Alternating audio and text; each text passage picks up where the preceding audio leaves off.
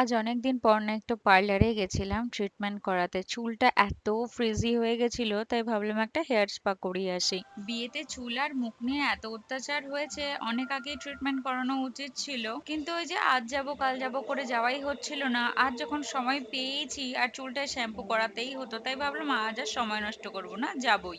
যাই হোক, তোমাদের সাথে গল্প করতে করতে আমার কাজও হয়ে গেছে আর রুডিও চলে এসেছে। জানো তো, আজকে ফার্স্ট টাইম আমি গাড়ি নিয়ে এখানে একা একা এসেছিলাম। নচেত সব সময় তো এই মহারাজ আমাকে লেজে করে নিয়ে নিয়েই সব জায়গায় চলে। তারপর একটু ওষুধ নেওয়ার ছিল, নিয়ে বাড়িও চলে এসেছি।